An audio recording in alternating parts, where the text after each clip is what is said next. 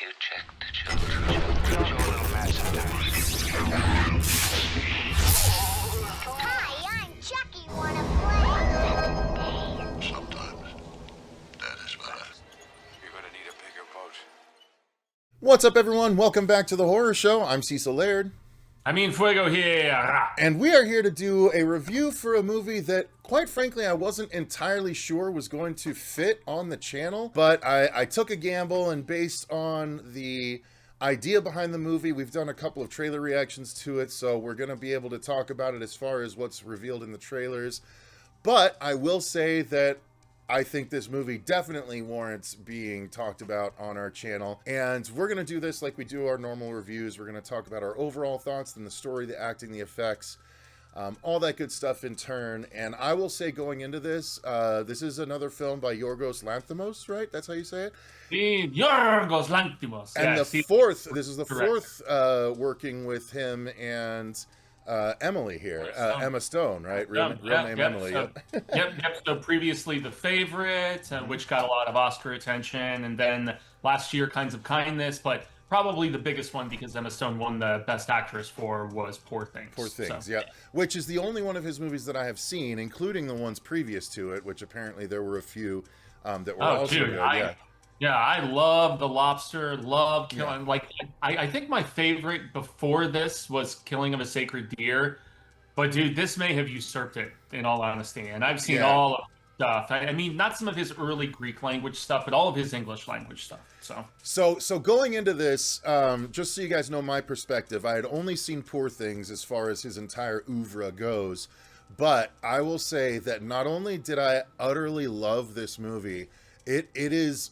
as I was thinking about it, since we walked out of the theater, right, because the movie ended about an hour and 10 minutes ago, and I was on a high horse immediately afterwards. I mean, I was on a high, I should say, not a high horse. Both of us were, dude. Yeah. Both of us were just jazzed and energized walking out of this movie. Loved it, and I haven't had that feeling for a while, and I absolutely love it when I do, because it happens so infrequently nowadays. But as I've thought more and more about it, I've only liked it more and more, to be honest with you. Like, I'm going to see it again Thursday, man, when it comes out. I think it might be worth going to again. I just have so much going on. I don't know if I'll be able to get out to see it again, but I would very much be willing to and happy to, and I'll definitely show it to someone once it hits streaming here in the not too distant future, hopefully. But my overall thoughts are, I adored this movie. I think it might be my favorite of the year. I was at like a 9.5, but I think I might have to give this one like one of my rare like perfect scores, because there was so little that I didn't like about this. Like, I would even venture to say that maybe the pacing as far as might be like a scotch too long, but even that I feel would be nitpicking, because I was so happy with the end result.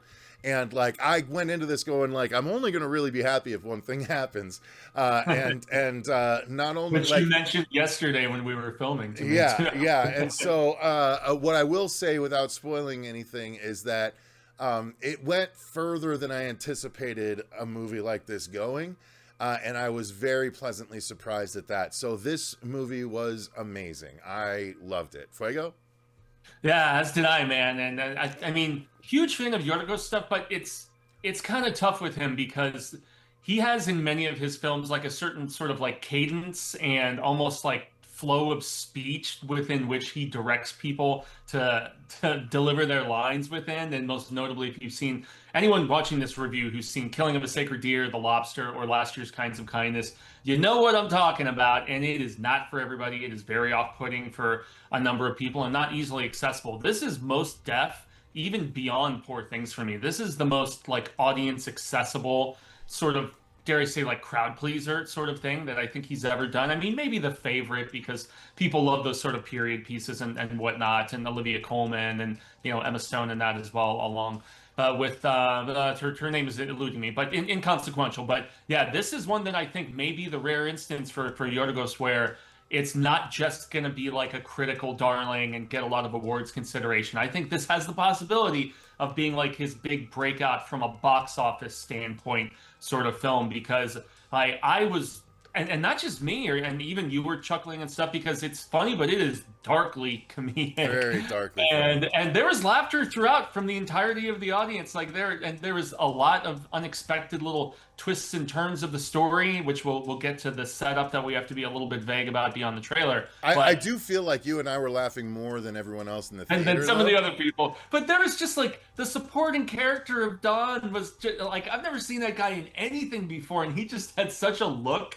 And well, I guess clearly on the spectrum, right? For like, sure, so, for sure. But that, so entertaining. Yeah. Yeah, he was great, man. And the way he played off of the chilling seriousness of Jesse Plemons, but almost to like a comical level of seriousness, which you see in the trailers, obviously. Emma Stone, I mean, shit, dude, this may be. How could this not get Best Actress considerations? You know, when the Academy starts, getting that stuff together next year. I'm not going to say it's a lock because we're just shifting into awards season, but damn, man, I don't see how she doesn't at least get nominated because she is splendid in this. It's phenomenal. And the movie is the movie is deeply, deeply funny. Just to kind of tag up on what you were saying. Deeply and darkly. Like, it's deep, dark funny. But in like the best way. And I said the same thing, and I want you to get back to your point because I know people hate it when I interrupt you. But no, it's good, man. I mean, I was just rounding it up by saying like everything from the acting, the score, this bombastic like orchestral blasts that we have throughout the movie that I found funny personally. So and I think pronounced. They intended to be funny. Of course, dude. Everything like the amount of intentional, deep funny in this. Like I was going back and forth with Jason Smith from Sinister Cinema after this because like he knows that he and I don't like. We both know that we don't have very similar tastes when it comes to movies a lot of time. And he loves Yorgos, and I messaged him. I was like, "Look, here's my feelings on Yorgos, and this movie is incredible." And he was excited to hear it, but I was like, "I'll be honest with you, like his movies are clearly of a very particular, going for a particular crowd. I think that this one could be the most successful, only if for no other reason than word of mouth. We'll get asses in seats for this one because." It's just such a bombastic like swing that I utterly adore. But yeah, so continue on, Fuego. I know I jumped on you a little bit there. Oh no. I actually interrupted you that time briefly. I was surprised we didn't see Jason and his wife here this evening. I guess they went to the screen. They don't always get the invites, unfortunately. Oh, okay. Like, this was one that I actually had to request based on a schedule that I saw. So. Okay, cool. But yeah, man. I mean, science fiction, dark comedy melding together so splendidly, and I mean, top to bottom, score, acting, everything was just anyone who likes Yorgos, I mean, Killing of a Sacred Deer for many of like the hardcore fans of his is favorite as it was for me, man. But yeah, I think this leapfrogged it. So yeah, saying a lot. So yeah, story wise, again, we have to be very concise and quick with this. The long and short of it, which is revealed in the trailers, is that two men who we very quickly learn are one at least is a deep conspiracy theorist, deep conspiracy theorist, and there's more conspiracy theories addressed in this movie than you anticipate, which I fucking adored. But no more about that. But so it's these two guys, one guy sort of the brains of the operation, the other guy just kind of along for the ride after a fashion. And there's this very, very, well-off CEO of a massive company that, she clearly doesn't have the best of intentions for her employees or whatnot, even though there's been some change in the company and she's trying her best to be more accommodating. That bit early on was so funny. The 5:30 bit was hilarious, man. Yeah, it's like everyone can leave at 5:30 unless they have projects that they want to stay and finish, because we do have work to do. If you're working on something though, then by all means stay to finish it. It was so great.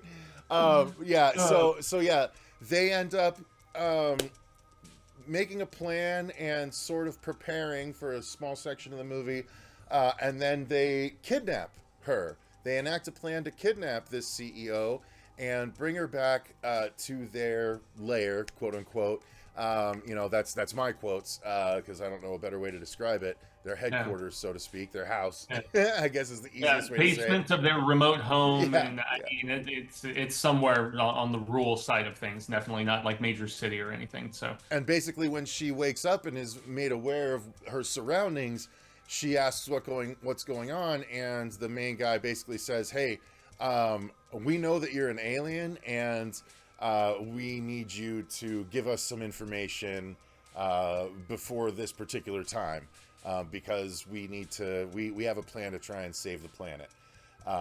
That's as much as we're gonna say about that. Essentially, the way Fuego put it earlier is she or isn't she? Is the play with the movie, right? Because clearly, they're conspiracy theorists, and but they play with it both ways. Yeah, mentally unstable, clearly. But it's the experience of this happening that's the fun, and the crux of the movie. So and also some of them, because there's some dueling motivation with the Plemons character as well, which I don't think we should go into necessarily, but it is more of a. It's one of the more dramatic wrinkles of the film, I think, because it is very darkly comedic throughout, but that's where you get some of, I guess, the heavier lifting from his character in particular, I think. And also, I had more of the stylistic presentation. This movie. Oh, was that her? That was who played that particular. Out of here! Wow, I didn't even realize that. Yeah, I didn't know she was in it. So it was also some of the more. For a lot. It was also some of the more ethereal material that we got, early on, where you're like, wait, what is this real? Is it not real? Is he crazy? Is he remembering? Like, what's going on? Yeah. So like a lot of there's layers to this, even beyond that setup. The setup of is she or isn't she? There's a lot of other extenuating things going on, contributing to not just her abduction, but character motivation and this film has a lot going on, and I just love pretty much every bit of it. So yeah. And I would say that normally I'm the kind of guy that doesn't like what some might consider a bunker movie, and for a section of this you might consider kind of wondering a bunker movie. But it was done again.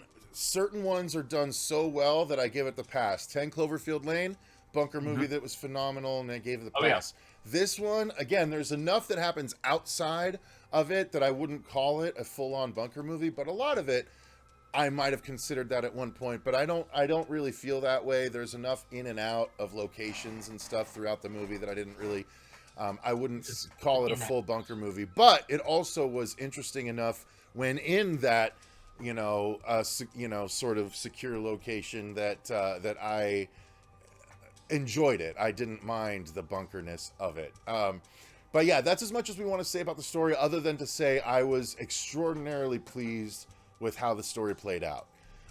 Again, if I had to nitpick anything, I would say maybe 5 to 10 minutes could be shaved off or something. It came in at a cool 2 hours even.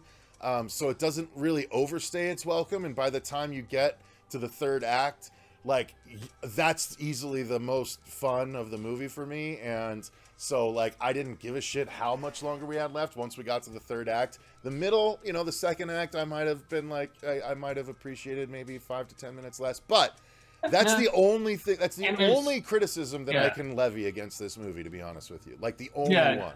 Yeah, and I guess I could piggyback off that in the fact that the only little, like, there's a subplot that's explored in the middle of the movie with a police officer who's kind of investigating. Right. Played by comedian Stavros Halkios, by the way. Oh, okay. Yeah, he's hilarious, and as soon as they reveal him, I was like, Stavi! That's why there was a few people in the audience that reacted audibly. No idea who he is, but there were a few of us that knew exactly who he was.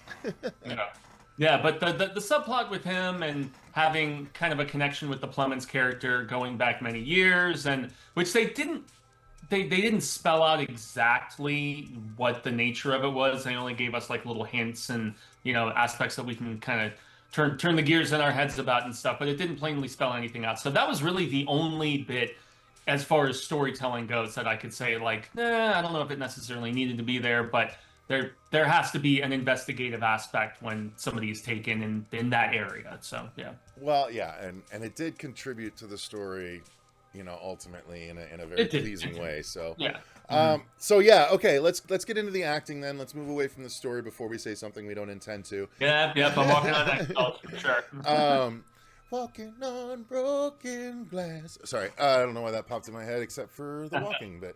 But yeah, so acting wise, fucking phenomenal. Jesse Plemons just continues like if you wanted a star, like an all-star player on your team, like Jesse Plemons would be that player. You know what I mean? He's versatility, man. An MVP. Yeah, and not only that, but he can play for even a minute amount of time, like he did in that one movie where he was just burying bodies. Yeah. Like he doesn't even need to be there for very long to heavily impact. And so he did phenomenal. I think his buddy Doug, was it? Don. It's his cousin. Don. His cousin. He was awesome as well, like we mentioned earlier. He was hilarious to me, man. Stavi, I like as unnecessary as the Stavi plot might have been, he was still really funny to see. Because like every time he brought something up, you're like, wait, what the fuck happened? And it just got worse and worse and worse every time he went back to. You're like, wait, what happened? Oh, bro, like, and so it was so funny how they like slow rolled that though. So, but yeah, the acting and of course, Emma, like unbelievable. The best Gwen Stacy that we've ever had. It continues to just. Well, we've had two, right? I mean, her and it doesn't mean she can't be the best. Her and Opie's daughter. It doesn't mean she can't be the best. You know what I mean? Yeah, for sure. But yeah, she was. Everyone was phenomenal. Her and Jesse. She really Plemons, shaved her head for it too.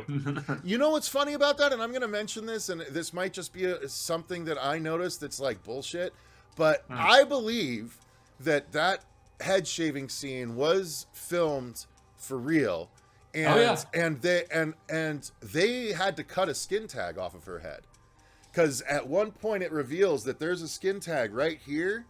And I was like, "Oh, damn, that's like a skin tag." And then when you see her head totally shaven, there's a deep red pockmark right where it was.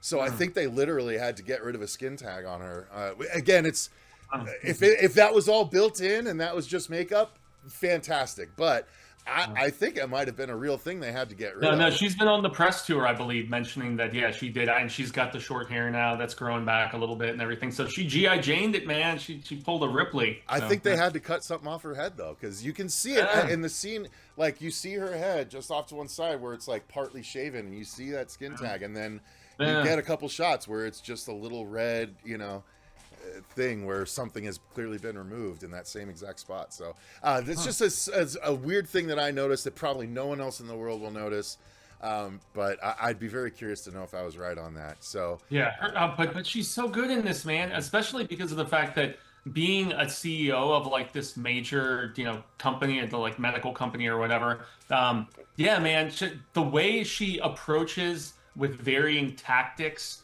her kidnappers, the ones who have her in this captivity. She even admits at one point, some of her collegiate background, and it kind of shows in how she's trying to, she plays sympathetic, and then she like alters her tactics a little bit, and it just shows the strengths of her as an actress as well, and the fact that she can kind of morph and chameleon pivot around, similar to what you were saying about Plemons, who was in Kinds of Kindness, and he was tremendous in those different stories that he got to act in, and because that was an anthology that last film, and so I can see why Jesse was brought back on board for this, and obviously Emma Stone being a 2-time Oscar winner for a reason. So the acting top to bottom is great, and it's a very limited cast. I mean, really, it's that trio of people, the aforementioned comedian, police guy that you also stated, and some office extras. Yeah, and that's it. This was definitely made, at least as far as like primarily one location, a few other stuff at a couple other spots, but more so than anything, bunker, as you mentioned, and doing a lot with a little. So and you know what, I that's a good segue into production value and production design. The set design and the production design was all fantastic. The building they chose for her corporate offices were like so like appropriately soulless, you know, like so well chosen and so well shot. My God, the cinematography in this movie was unbelievable. And then you know, the actual their home, the location within the woods of the home, the way the home is designed on the inside, where it's clearly this dude that's, you know, not all the way there, you know, and he and this other guy that probably shouldn't be taking care of themselves or taking care of themselves. And it was all visual storytelling all the way, all over the place. And I absolutely love when filmmakers take the time to do that. Yeah, it's a good point about the business and the soullessness of it, and, you know, just like the design with so much glass, so it's not like walls that have, like, you know, a lot of things hanging on it, so you can get like more character in that regard. Nope, just everything is translucent glass. Well, same with her home too. Now that I think about it, you know, it was of a similar sort of ilk, and I love that training montage, the way that they cut that up of how she starts every one of her days, like empowering herself with, you know, the kickboxing and with, you know, the workout routine of, you know, the getting on the treadmill and, you know, all of her, you know, supplements, and just how she is just painstakingly just very much about her routine and trying to just emblazon herself with as much power as possible. So yeah, tremendously shot in that regard. And especially the design of this like basement area, this layer, as you called it, you know, I mean, from all of the conspiracy theorists, like, you know, printouts and, you know, newspaper clippings and like diorama models in some cases. And I mean, just like everything about it it just felt very lived in and very obsessively kind of pined over by the Plemons character of Teddy. So yeah. Especially, you know, the design of some later revealed areas. Yeah. Oh yeah. So yes, production design's phenomenal. Cinematography is outstanding and well utilized, and you know, it makes you appropriately uncomfortable, appropriately giggly at times. You know, it's they did.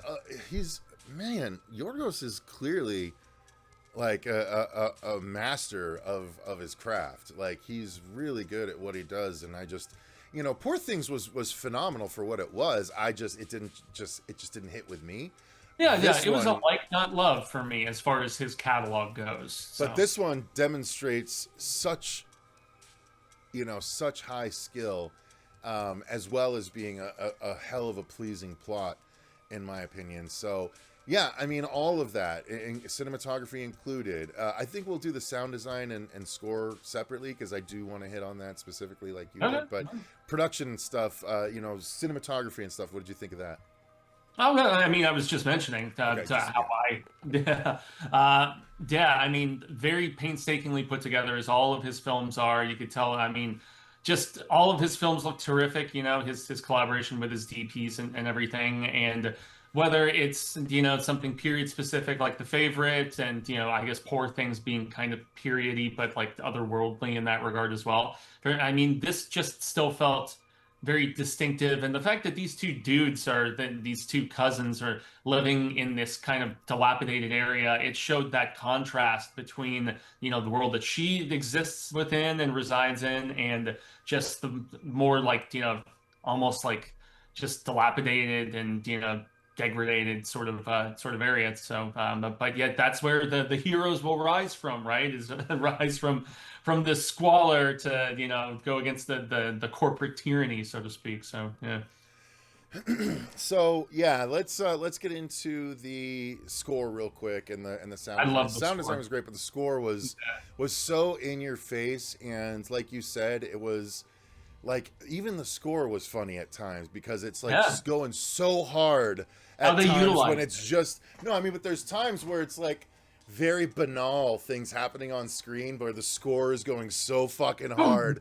Yeah, and like someone's looking at a piece of paper or some shit, and they're like, what is the deal? What is he doing? But all that, like, it's actually genius, because it like sets up that there's like this impending doom that's like closer than you think, but you can't see where it's coming from. So like I like, that's where it was hitting for me. Like, it's like, shit, like something is there. Like, there's actually a reason for this music to be as intense as it is. and like it's just everyone on screen is figuring it out slower and everything. So yeah, God, the score was incredible. There were, it's oftentimes where I don't notice the score at all. It's few and far between where I do notice the score. It's even less where I notice the score multiple times and take note multiple times. This was one of those instances. Yeah, I just especially enjoyed how they used it to comedic effect. You know, when and as you said, these like kind of more, not so much throwaway moments, but just ones that are not very befitting of like these huge orchestral blasts like in your face and stuff. I mean, it had me laughing throughout anytime it was. And now, granted, in the third act when the stakes are ramped up and everything, then it made a little bit more sense. But even then, I was still laughing from its utilization earlier in the movie. It's when there's bike riding going on. And yes, exactly. Intensity. Yeah. So let's get into the effects real quick, because I think we should call it after the effects and then get into the spoilers real quick, because it's gonna be a long ass review otherwise. But you guys should consider, we want to talk about this because we loved it so much, so that's a good thing. Effects wise, mostly practical. There are some uses for CG. I won't say in any way how or when or why, but when we got it, as soon as we got like the big CG shot of the movie, the whole audience, like, again, started busting up laughing because it was like, oh wow, cool, okay. But so there's that. But the practical stuff that we got was great, if brief, but still great. And I do mean, and by practical I do mean gore. There is a certain amount of gore. I won't say how much or where or when or how, but there is gore, and it is done very well, and it is done practically. So effects wise, I was very pleased with the film. And I do think, in addition to the effects, I want to mention briefly costuming. Something specifically was a very particular choice that had me rolling. Oh my God, I was laughing so hard at that one costuming choice. But yeah, effects wise, that I was very happy. Fuego?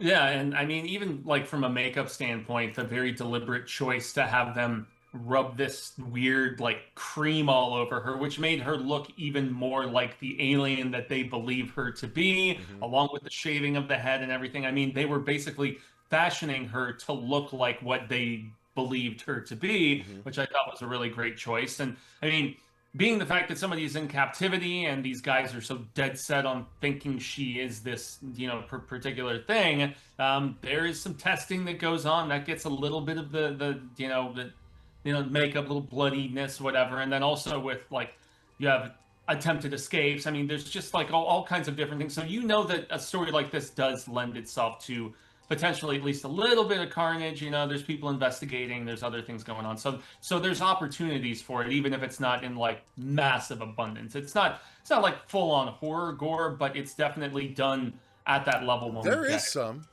Yeah, at that level when we get it. Yeah. Just not in abundance in the movies. True. What I'm saying. So yeah, guys, I think that's as much as we can say without spoiling anything, to try and get you to go see it.